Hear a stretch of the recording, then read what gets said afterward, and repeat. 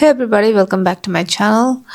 Last time मैले promise गरेको थिए कि मैले eyebrow mapping को भिडियो लिएर आउने छु uneven eyebrow को लागि. So as you can see मेरो दुईटै eyebrows हरु uneven रहेको छ. So यो भिडियो लास्ट सम्म हेर्न नबिर्सनु होला र च्यानललाई thumbs up दिन पनि नबिर्सनु होला. Here we go.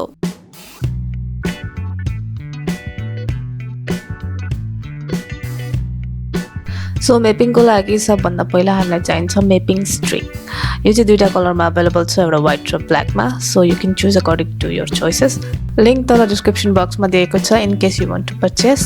फेसलाई equally divide गर्नको लागि दुवै आँखाको बीचमा मार्क गर्ने. यो गर्दाखेरि चाहिँ दुईटै आइब्रोज को स्पेस इक्वली डिवाइड हुन्छ. दुवै आइब्रोज को फ्रन्ट सेक्सनमा फ्रन्ट लाइन र बटम लाइनलाई होरिजोन्टल मार्क गरी छुट्याउने. दुवै लाइनले आइब्रोज को थिकनेसलाई मार्क गर्छ.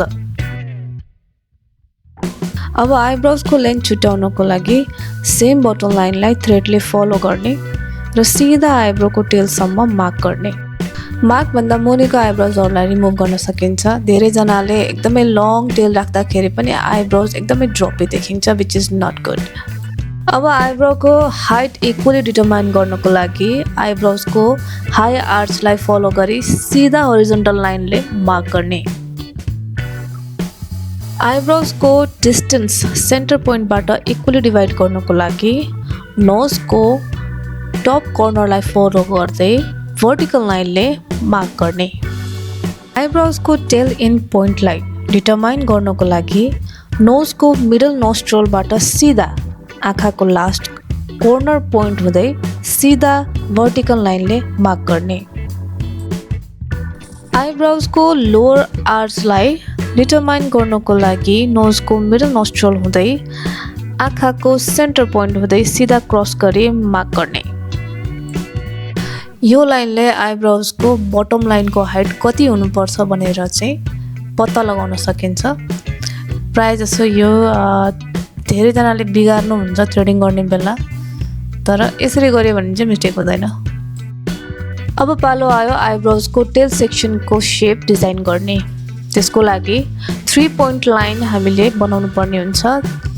कान को मिडल सेक्सन हुँदै आइब्रोज को टेल पोइन्ट हुँदै आइब्रोज को हाई आर्च को पोइन्ट सम्म थ्रेडले मार्क गर्ने.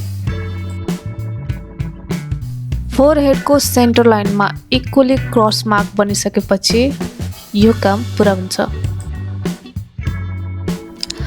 अब पालो छ आइब्रो को टप लाइन शेप को. आइब्रो को टप लाइन शेप को लागि हाई आर्च र फ्रन्ट लाइन पोइन्टलाई जोडी मार्क गर्ने र अर्को साइडमा पनि सेम स्टेप फलो गर्ने. इक्वल शेपमा छ छैन भनेर थाहा पाउनको लागि सेन्टर पोइन्टमा क्रस मार्क बनाउने. क्रस मार्क बनाउनको लागि अर्को साइडको आइब्रोज को बटम लाइनलाई लिने. अब बटम लाइन को शेप कम्प्लिट गर्नको लागि सबै पोइन्टहरुलाई जोइन गर्ने, like front bottom point line to lower arch point and lower arch point to tail point.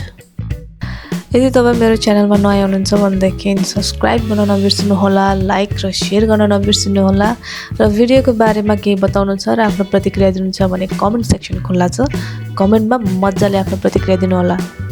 Eyebrow मेपिङ method maximum माइक्रोब्लेडिङमा use हुने भएको कारणले हामीसँग माइक्रोब्लेडिङको क्लासेसहरु पनि अवेलेबल रहेको छ. जोइन गर्नको लागि तल लिंकमा गएर क्लिक गर्नु होला र सोशल मिडियाको कुनै पनि माध्यमबाट डीएम गर्न सक्नुहुन्छ. फाइनली मेपिङ कम्प्लिट भयो. अब पालो छ पिगमेन्ट एप्लाई गर्ने. So this is the final result everyone. Mapping गरिसकेपछि मैले पिगमेन्ट पनि एप्लाई गरिसकेको छु. You can see brows are beautiful. यदि तपाईहरुलाई आइब्रोज मेकअप गर्न चाहनुहुन्छ र सिक्न चाहनुहुन्छ भनेदेखि यो भन्दा अगाडिको भिडियो मैले पोस्ट गरेको छु, हेर्न नबिर्सनु होला र यो भिडियोलाई लाइक गर्न पनि नबिर्सनु होला. See you in the next video. Bye.